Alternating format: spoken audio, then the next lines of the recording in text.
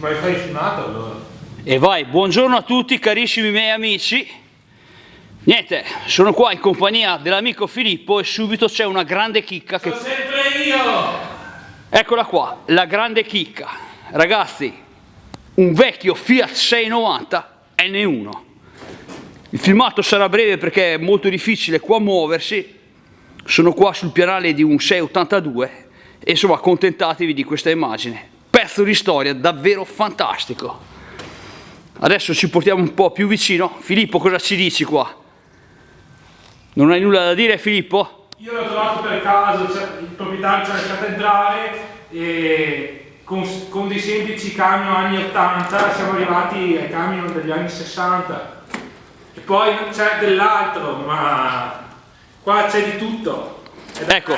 Si sembra di essere a Piacenza, in Emilia con Riccardo, ma siamo in Veneto, in provincia di Vicenza. Ecco qua, carissimi amici, Fiat 690, chi voleva il Fiat 690?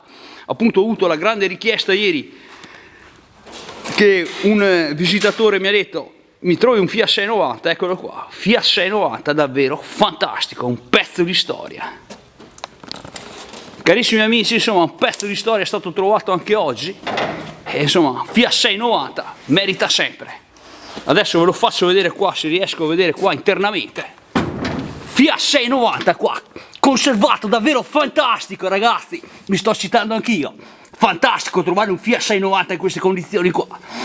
Carissimi amici, lo voglio dedicare qua a tutti i miei amici dell'associazione, al mio amico Giorgio Ghezzi, guarda, Fiat 690, fantastico, da godere.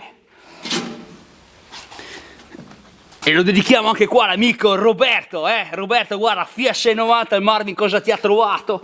Grazie qua all'amico Filippo. Anche te Giuliano, insomma, hai qua il tuo Fiat 690, fantastico, davvero fantastico. Era difficile filmare questo Fiat 690, però il Marvin è riuscito in questa impresa fantastica.